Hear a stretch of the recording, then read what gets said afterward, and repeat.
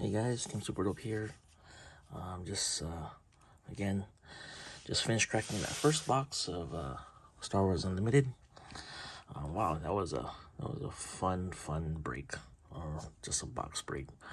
Again, half of the excitement of TCGs and CCGs and all card games is the chase, right?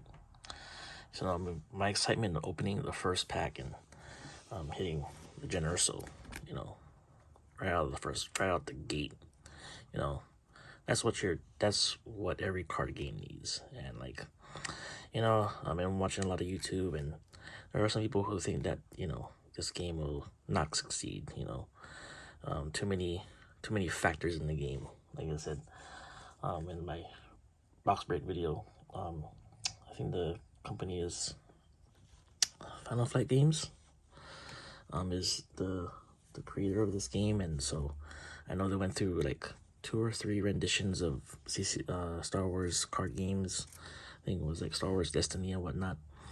But like I was telling you in the video, that this feels like Star Wars CCG. So, those who know that Star Wars CCG started back in 1995.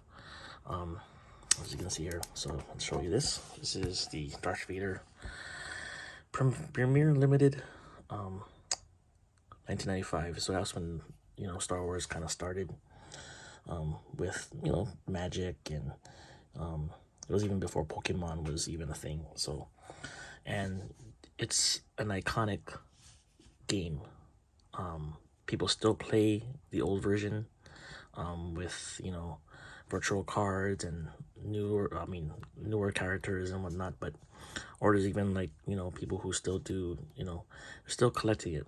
I'm still collecting it. I'm grading all these 1995 cards because it has nostalgia to it. It was a rival to Magic the Gathering back in the day when the card game was still being developed. The card game market was still being developed. So there's a lot of people out there that still feel that was the first very complex game, very, I would say, just mechanic wise, the way it's structured, the way the characters came out, and the chase of it. I remember opening a Premier box back in the day, back in 1995. You probably get 2 3 main characters on an entire box. Everything else was all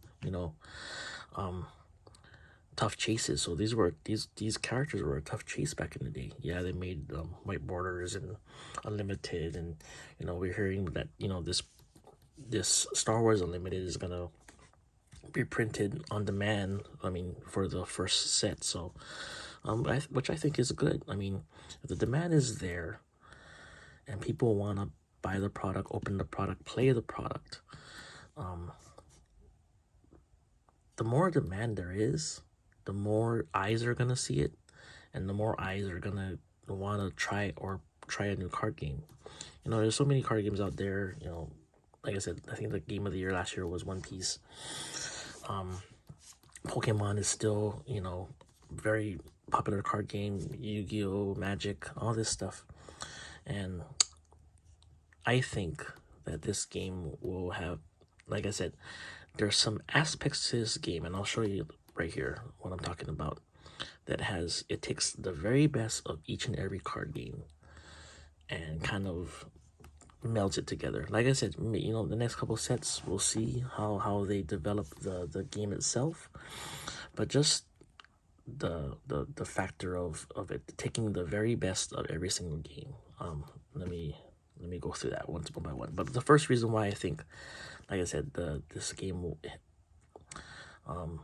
succeed, while others think it might fail. The one reason I think it will succeed, it's IP.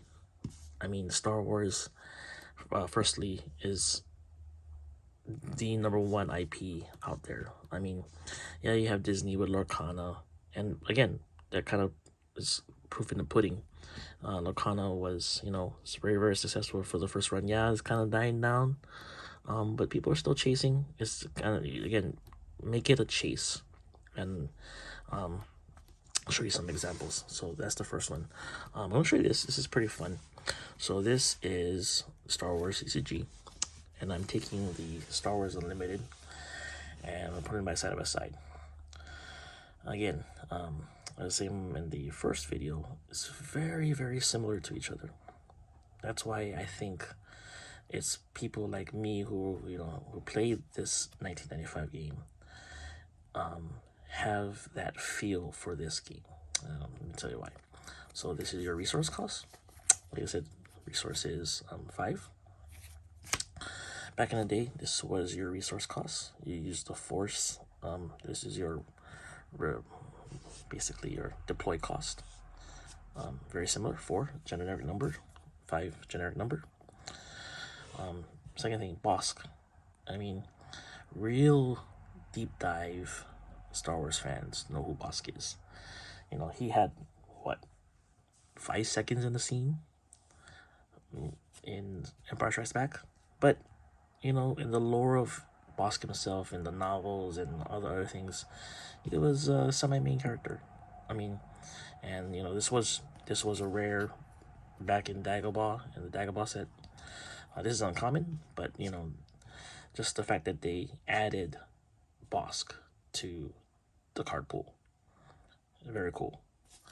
Secondly, we're gonna go to locations or bases.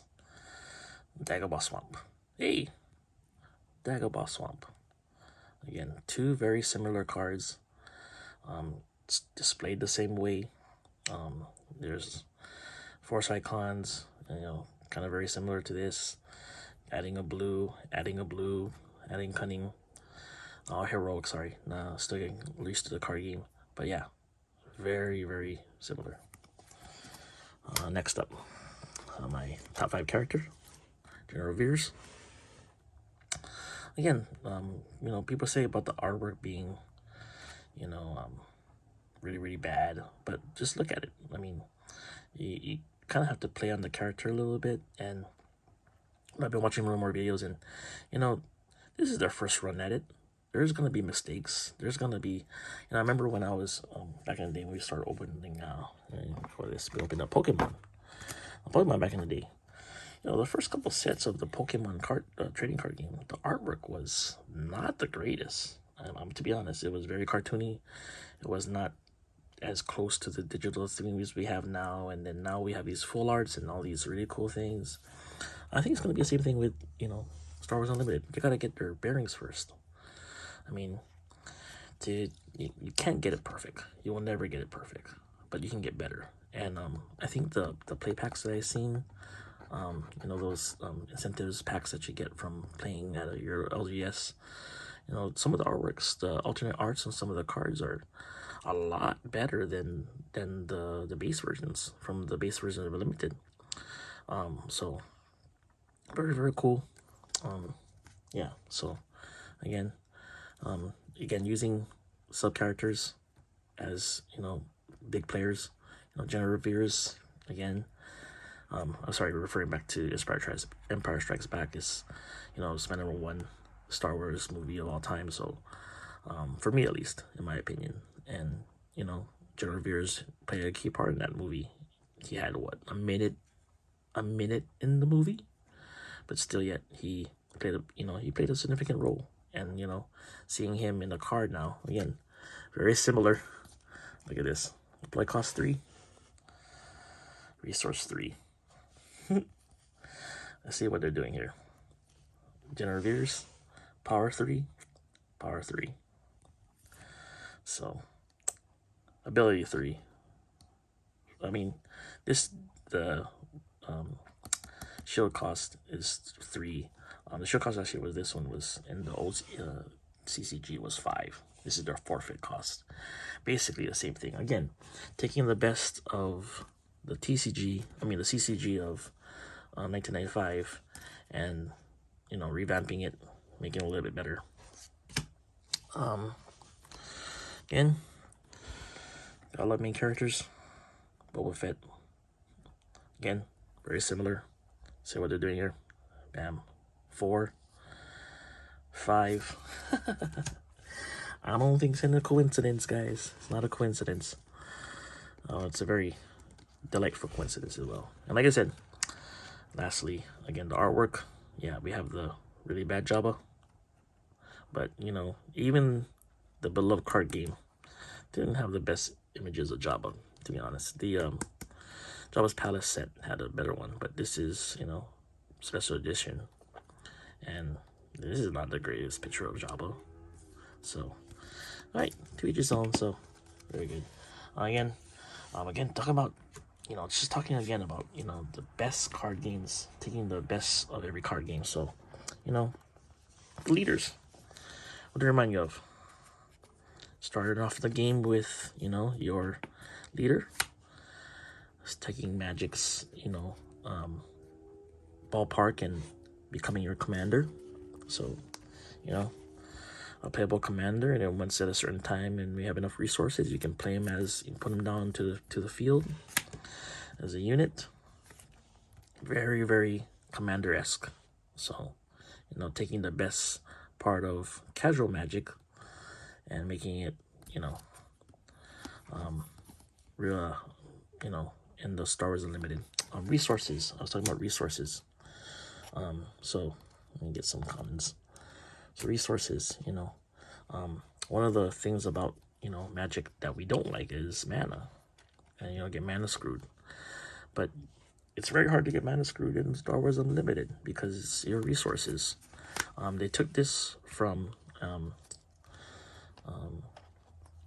World of Warcraft, the card game. This was another old card game back in the day, where you would use your hand and card as resources. So you have to kind of manipulate your hand and manipulate your resources to kind of get where you need to go. So, you know, a lot of creativity, a lot of build.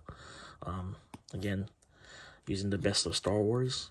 So using the resource cost, deploy cost, power. Again, using things, you know, keywords like, you know, Sentinel, and they're using things like that for, you know, Hearthstone and stuff like that. Very similar abilities, and doing it the right way. So that's why I think that's the second reason. Number one, again, IP is very, very strong. Again, basically it's Star Disney. Two, using the best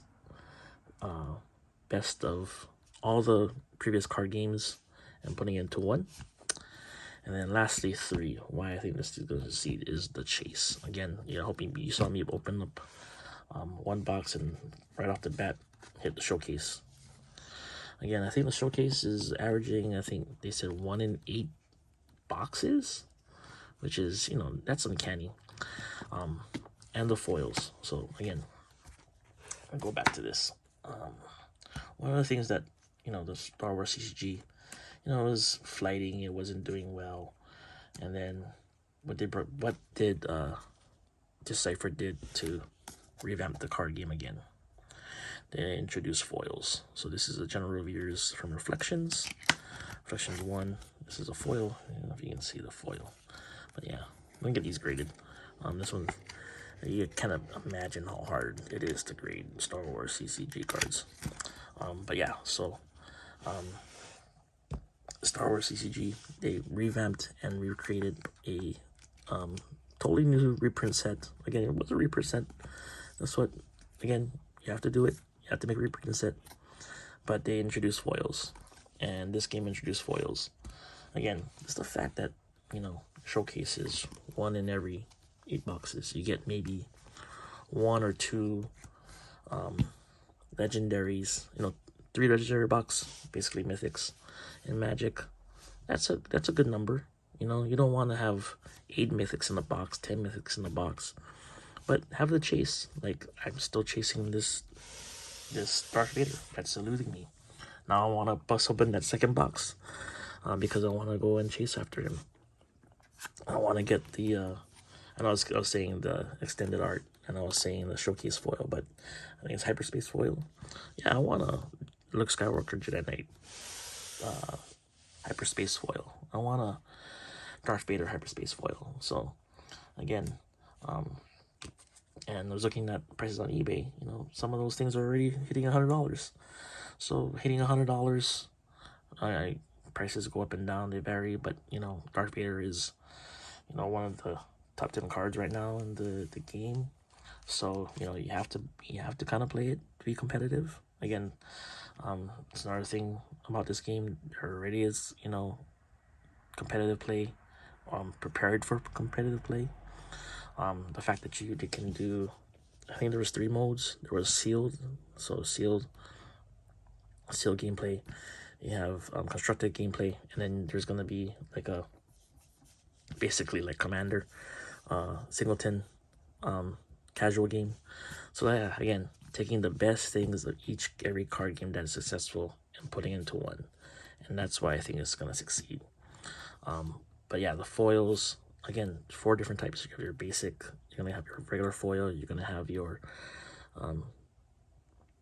hyperspace, and then hyperspace foil. So there's 4 different cards for like just one card. So like, your example. So like I said, like I'm gonna try to see if I can get all 4 of these.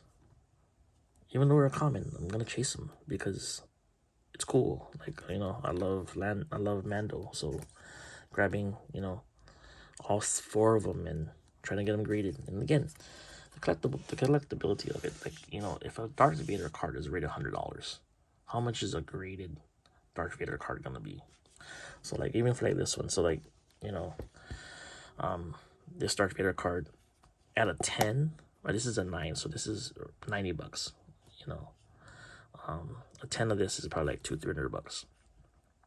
A non-graded Darth Vader Unlimited, you know, the new set, the Unlimited, it's already going for $100. To get it graded and come back at 10, and be one of the first ones to have a 10, that's gonna be pretty crazy. That's gonna be $500-600, and there's your chase right there, and there's the success of the game, right then and there. Or, you know, even can you imagine like this card again? 1 in every 8 cases. You know, back in the day, going back to this again, taking the best things of the card game of Star Wars CCG. They came out with the very first ultra rare, and the Death Star expansion set came with Luke Skywalker, Jedi Knight, and Emperor Palpatine. Those were coming out 1 in every 1.5 boxes, and to this day they still sell for about $200-300 because they were so hard to get. 2 to 3 boxes. You had to buy 2 boxes. A box back in the day was $100, same as it is now for the Star Wars Unlimited. And it's, you know, that means you're buying $200 to get one specific card. Again, there's what, 25, 30 liters to get the one you really want. Like, I don't know, Tarkin, Tarkin, Grand Admiral Thrawn, I saw on eBay. I think one last sold for like $600 for the showcase. What happens when that if you get that graded, it comes out like a 10, and there's population of less than 100, or not even less than 100, 50. I mean, the rarity and scarcity of it is gonna be crazy. If they continue this, and I think this is the way to go, like, you're gonna have, again, I do like the fact that, you know, the leaders come in 1 per pack, but make the chase the hard thing to get.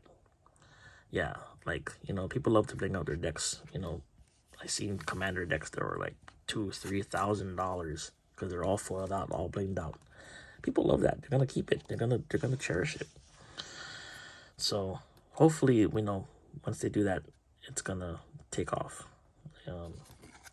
So yeah, that's why I think this game is gonna be successful. It's just IP is way too strong. The playability, taking the very best of every single successful card game, slapping it on, and going at it. Taking even things like Hearthstone, you know, taking things like Hearthstone and, you know, lives and stuff like that on your bases. Basically the same thing. Again, stuff that is very similar, so you're not, you know, thinking about Yu-Gi-Oh! If you jump into Yu-Gi-Oh! Right now, it's so hard to understand the game. Coming back and learning how to play Yu-Gi-Oh! Again is so hard. Learning this, I think that just reading the rule book and watching a couple of videos on YouTube, it was easy, like very simple. But you know, there's gonna be complexity to it because, like I said, that resources. You're not gonna get mana screwed. You're not gonna open up. I was like, oh, I don't have any lands. You already have your base. It's already there. You already have your first main character that you want to use, or set up your thing, set up your game plan for your actions for the game, and you're just drawing cards to continue on to the and progress the game. It's very has a lot of possibilities. Again, they're gonna come up with more stuff, more characters. We still haven't seen Mando. We still haven't seen Grogu. I would love to see, you know, I'd love to see like Obi-Wan. Obi-Wan's not even in this yet, or I think he is. I haven't even opened up all the packs yet, so I don't know what's in the set. Bad Batch. That's, you know, that would be kind of cool. Maybe they can do some young Jedi from the Disney Channel. That'd be kind of fun too. Get a couple of those characters in there too. But yeah, I mean, it's gonna progress. Ahsoka, like, can you imagine seeing Ahsoka in coming up and joining the franchise in this set? And you know, it just has that feel of being the best of every single card game rolled into one, and hopefully that will lead to a lot of success. So yeah, so that's where I am. Sorry this kind of took too long. Kind of have this rooted theme going with me, but you know, it is what it is. But yeah, I'm super excited for this game and where it's gonna where we're heading to it. Again, a lot of people don't have faith in this in card manufacturer, but I think they you know, you can only swing for the fences 3, 4, 5 times without missing, right? I'm just kidding. But yeah, you know, maybe the last couple games didn't be successful because they didn't do some of the better things, but now they're doing it. Oh, and here's the last one. So fun. I thought this was fun. I think this was my last pack before I opened it. Bombing Run. So red, very similar. Destiny 6, Deploy 6, or Deploy, you know, Resource 5. And, you know, brings back memories. Now that, you know, Bombing Run was in The Mandalorian. Again, it's very familiar, very, for the fandom of Star Wars, I think they're getting it right. And that's all you can ask for. So, again, there's going to be people like me who love Star Wars, love card games, love the old Star Wars CCG. I think those guys are going to come in and embrace this once again. All right. That's me, TeamSuperDope. Again, if you like this content and want to watch more content, hit that subscribe button, hit the like button, and we'll see you on the next one. Peace.